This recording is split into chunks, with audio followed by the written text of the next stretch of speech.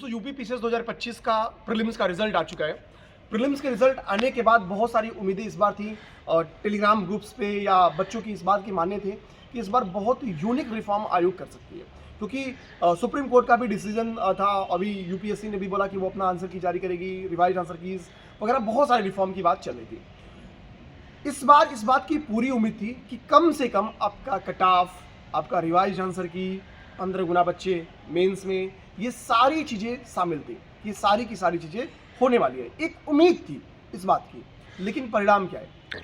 आज एक हफ्ते हो गए रिजल्ट जारी हुए, ना ही किसी को कट ऑफ पता है, ना ही किसी को रिवाइज आंसर की का नामो निशान पता है, ना ही किसी को मार्कशीट पता है। ये बात ऐसा नहीं कि वर्ष 2025 की है, जो भी नए एस्पिरेंट होंगे उनको बताना चाहिए। मैं जब से इस फील्ड पे हूँ 2020 वर्ष 2020 से पढ़ना और पढ़ाना लेके 2020 से लेकर अब तक एक भी वर्ष ऐसा नहीं हुआ है जिसमें कट ऑफ आया हो, जिसमें रिवाइज आंसर किया हो, जिसमें यह पता चला हो कि किस क्वेश्चन को आयोग के द्वारा डिलीट कर दिया गया, किस क्वेश्चंस के ऑप्शंस को बदल दिए गए। कुछ भी ट्रांसपेरेंसी नहीं है। मतलब इस मुद्दे में यूपीपीएससी आयोग को अगर मुझे मार्क्स देना रहे तो शायद क्या कंफर्म मैं 10 में से 0 नंबर ही दूंगा। 2024 का प्रीलिम्स आपने दिया 12 दिसंबर को, आज 1 साल होने हैं।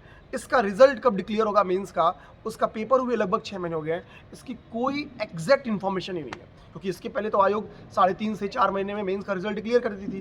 तो एक होप था कि नवंबर लास्ट या दिसंबर तक रिजल्ट आ जाएगा। न्यूज़पेपर्स के अकॉर्डिंग फरवरी जा सकता है, किसी के हिसाब से मार्च जा सकता है, किसी के हिसाब से अप्रैल जा सकता है। अब हम लोग बात करेंगे 24 के प्रीलिम्स का कट ऑफ या रिवाइज आंसर की ना निकलने से 25 में दिक्कतें क्या हुई। 24 में कुछ लोग का मानना था कि उनका रिजल्ट 76 पे हुआ है। कुछ लोग क्या मैं ही अपने कई स्टूडेंट्स के से प्रूफ दे सकता हूँ जिन्होंने बोला कि उनका 76 पे रिजल्ट हुआ, और कुछ का था जिन्होंने 82, 83 पे भी रिजल्ट नहीं पाए थे। अब दिक्कत समझिए, 76 पे अगर किसी का रिजल्ट होगा और किसी का 82 पे रिजल्ट नहीं होगा सॉरी, तो ट्रांसपेरेंसी का मामला कहाँ से आता है? क्यों ट्रांसपेरेंसी पे क्वेश्चन मार्क नहीं लगेगा? सेकेंड बात समझिए, जब हमको कट ऑफ नहीं पता 2024 का, तो 25 का क्या एक बेस तैयार किया जाए कि हम इस हिसाब से 2025 की तैयारी करेंगे। और ऐसे में जब 24 का भी कट ऑफ नहीं पता है, जब 25 का भी कट ऑफ नहीं पता है, और आप 26 का मई या जून में प्रीलिम्स का पेपर लेंगे, तो क्या माना जाएगा कि हम किस एक सेट ऑफ क्वेश्चन रखें कि यहाँ पे अगर हमने स्कोर कर लिया या इतना हमने स्कोर कर लिया तो 2026 का हम मेंस लिखेंगे। मैं इस बात को इसलिए भी बहुत गंभीरता से उठाना चाहता हूँ, हाल के दिनों में एक लड़की की वीडियो वायरल हुई है। वो लड़की जनरल कैटेगरी में सब कैटेगरी पीएच के तहत आती है। उस लड़की का आरोप है कि उसका नेट 99 क्वेश्चन प्रीलिम्स के एग्जाम में इस बार करेक्ट था। नेट 90 क्वेश्चंस में जो भी मेरे दोस्त होंगे, जो मेरे साथी टीचर्स होंगे, उनको पता है कि आप किसी भी कैटेगरी में रहो, शायद ही कोई उठ के ये बोल दे, शायद ही, कि आपका रिजल्ट नहीं होगा। और पीएच कैटेगरी में तो हो ही नहीं सकता है। लेकिन जब रिजल्ट आता है तो रिजल्ट उसका नहीं है। लड़की का वीडियो हाल के दिनों में बहुत तेजी से वायरल हुआ। कई सारे लोगों ने डायरेक्टली उस वीडियो को शेयर भी किया है। मेरा पूरा मानना है और पूरा विश्वास भी है कि आयोग को भी वो वीडियो मिल चुका होगा, लेकिन क्लैरिफिकेशन के नाम पे क्या है तो 0, कोई भी क्लैरिफिकेशन नहीं है। एक नाम मात्र का भी क्लैरिफिकेशन नहीं है। और ये आरोप केवल एक बच्ची का नहीं है।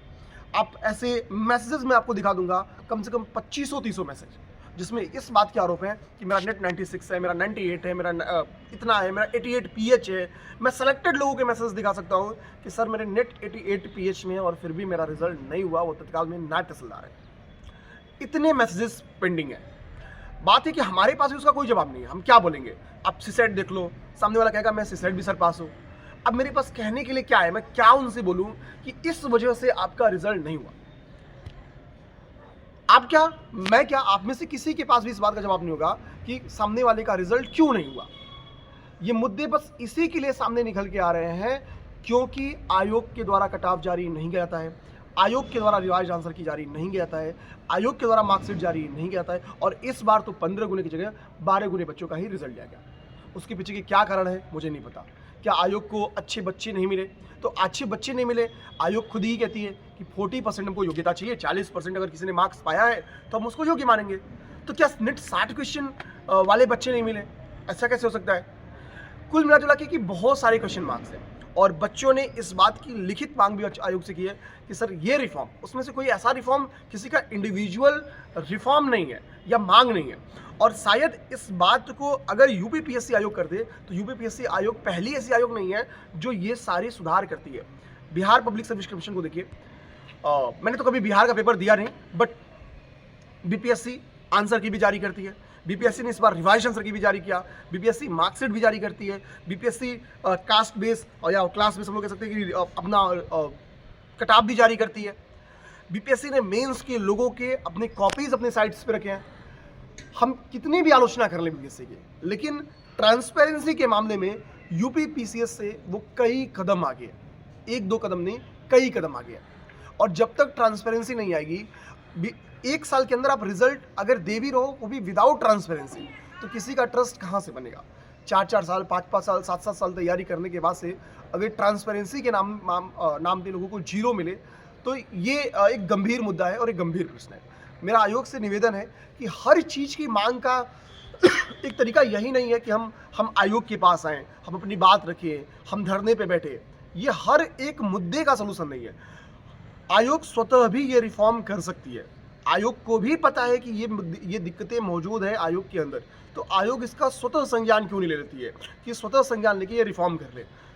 आयोग के अध्यक्ष से मेरा ये निवेदन है कि प्लीज़ ये सारे रिफॉर्म आप कर दीजिए, इसकी बहुत ज़रूरत है। यूपीपीएससी के सारे एस्पिरेंट्स आपके ऐसे निर्णय का इंतजार कर रहे हैं। मैं उम्मीद करूंगा मेरी बात आयोग तक पहुंचेगी, वो बातों को समझेंगे और इस पे सही निर्णय लेंगे। जय हिंद।